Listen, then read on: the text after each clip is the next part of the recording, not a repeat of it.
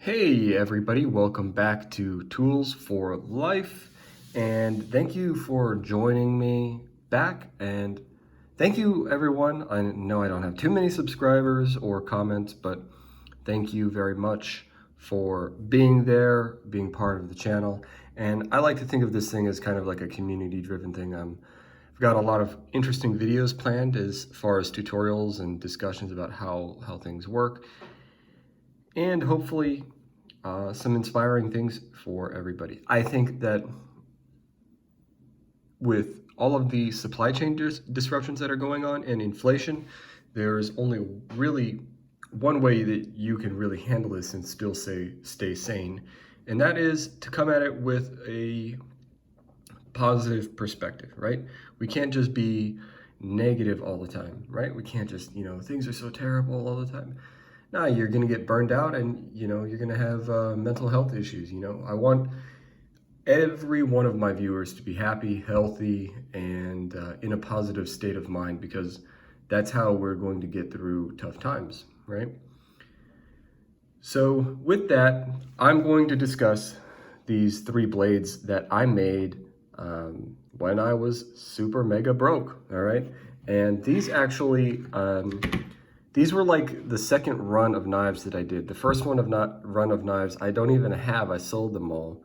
And actually I had 2 of these knives and 2 different kinds of knives that you don't see here and you won't see, because I just sent them off to a guy who I'm very grateful for. So we'll see, because we had agreed on a trade, and if he comes through, which I think he would, I'm just always a little bit nervous about what happens in international shipping. So many things can happen, but I can't remember. It was so long ago. Maybe I think he bought one knife from me and the other I gave him, or maybe he bought both. I can't remember, but he made a video. He has a decent sized YouTube channel of like 60, 70,000 subscribers. And when I get that package back from him, I'll talk about him a little bit. But those were my favorite knives for me, because they had a lot of sentimental value because of what happened, how I described in previous videos, how I didn't have a lot of money and I just made a makeshift knife grinder out of a wood sander. And those knives actually came out pretty well, right? So if you're a knife enthusiast and you want to get into making knives, I would suggest don't go for buying the biggest, baddest knife grinder out there, or the belt grinder out there, because you have to learn before you're going to spend all that money.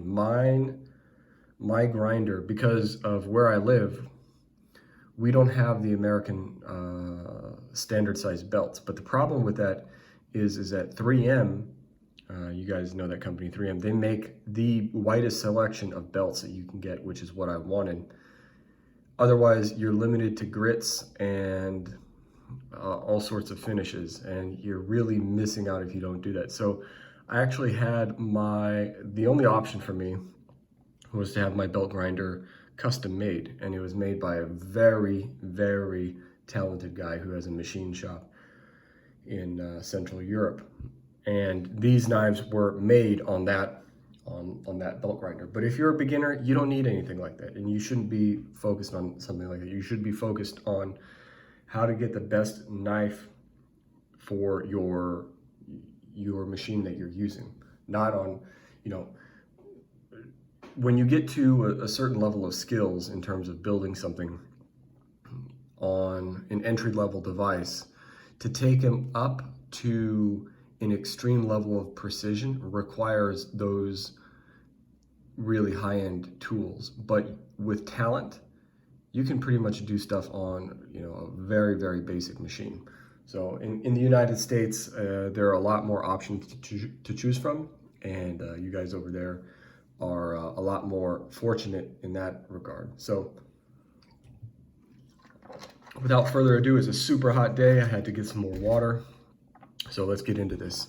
All right, so here we have Kydex sheath, and this I left this this hole here in the Kydex so I can put a screw there in case I want to tighten it up. I'm in the process still of sharpening this knife. It's still pretty sharp. Let me see here. I don't have any paper that I can cut right now, but this is a knife that I've used and tested enough. You can see the marker, the marker marks on the edge there. That's how I'm working on the hand removal. So you can see here that, okay, it's not completely center, which is why I kept this one. The other ones I sold right here at the Choyo, you can see, but the grind line is a lot better defined. So that's the positive part. You can tell really, like, if a knife is really handmade well, you can look here and you can see if it's really bumpy or not smooth. And there's a specific way on your high-end belt grinders and how to set the belts, so you get this. And those guys who've been through that know. And even on low-end belt grinders, you can do this. It just takes a bit of tinkering. So it's a little bit offset, not perfect, okay? And again, that's why I kept it instead of selling it, because a lot of them, you know, I started turning out things that turned out pretty well, and I started showing them to people, giving them to people, and, you know, people really liked them, and people ended up buying them. So here you go. You can see this is 6-inch blade, 1/4 inch thick, 01 tool steel. And the coating is because I didn't want to have 01 tool steel, you know, uncoated, because it'll rust, all right? The other thing is, because the other handle sets I did had micarta handles, I wanted to try something different and see how this worked, and it works just fine, all right? You're not going to be doing a whole lot of chopping with this knife because it's 6 inches. You can do some chopping, it can, but it's really not the best suited for that. But it is going to be a great knife for camping or for anything else. I'm happy with the overall quality. The profile is pretty thick, it's pretty durable, and it's going to serve anyone who uses it very, very well. And this knife is a knife that I totally screwed up. I had made several of these, and the whole concept of it, you'll see what I mean I screwed up. I tried to convex this, and, you know, it didn't go too well. But there are other ones that I've sold that are actually pretty much pristine, okay? There's nothing wrong from the functional perspective with this knife. It's just the knife grind here is way uneven, okay? And same steel. I just had like leftover cord, and I made it, and very, very tough knife. I didn't even go through the whole process of you know, making this look too good, because it was basically like, once in a while you have a knife that you screw up on. So if you think, like, you see all these custom knife makers out there, and what you see on, you know, websites for sale or on their YouTube channels are their best of their best. What you don't see is the 10 times they tried to do something that great and it didn't come out as good as they wanted it, and you know, and it didn't come out perfect. So you didn't see the hassle of going through all of that, and that's what really, when you're trying to create something that's really high quality, what it really takes is a lot of iterations, a lot of trying, and a lot of effort.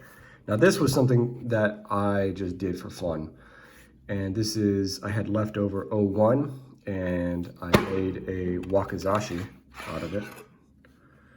Is this 01? No, this is not 01. This is Sleipner. This is Sleipner steel. And so I had actually a bar of Sleipner, and I wanted to give it a try. And I've messed around with this, cut with this a little bit, but overall with the grind, in terms of the long blades, like the long blades are really, really hard to do. But in terms of the grind, this is one of the better grinds I did. Certainly on a long, large blade, this is probably the best overall grind I can do. And it's a lot easier to tell once you once you don't have a coating on. But this was a real tough thing to get correct. I don't know if you can see there, but yeah, it's a Wakizashi 6 millimeters thick. All right, corded handle. All right, and you can see how well it does. The sheath is okay as well. I'm happy with it. It's more of like a fun thing, you know, if I want to go and mess around in, you know, the backyard or whatever, then I'll take this thing out and play with it. It has some oil on it, of course. And yeah, I'm pleased with it. I mentioned in previous videos that I have friends who do certain things in the industrial and, you know, factory type, manufacturing type work. And they did the water jet cutting on all my knives. So just out of convenience, it saves a lot of time just to have your knives water jet cut, and you have to know how to use CAD and all that stuff. And once you learn how to use it, it's pretty easy. Once you learn how to use it, it's pretty simple. And then the other thing is you have to meet people that are open-minded when working with projects. And these guys were, I mean, they weren't my friends before I started making knives. I was looking for a place near me that I can send that wasn't too crazy.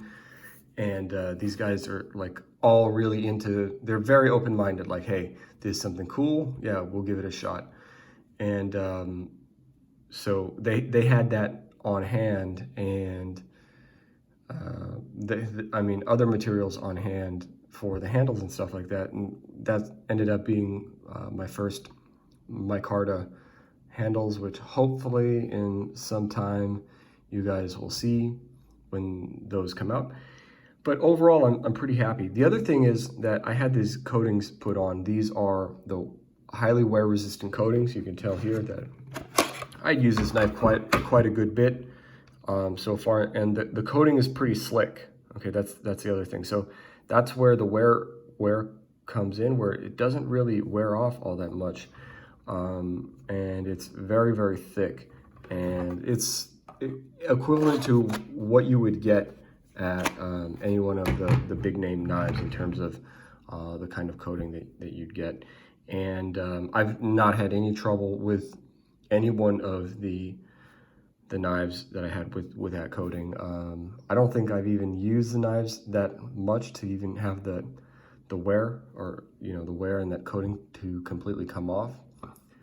But yeah, those are some three knives that I made, and I'm not selling these. These are purely for sentimental value, because once you make something with your hands, you realize the time and the effort that it takes to learn those skills, and it has a lot more meaning. At least it does to me, because it took a lot of effort and a lot of work, and it's not easy. So thank you very much for watching this video, and check me out next time.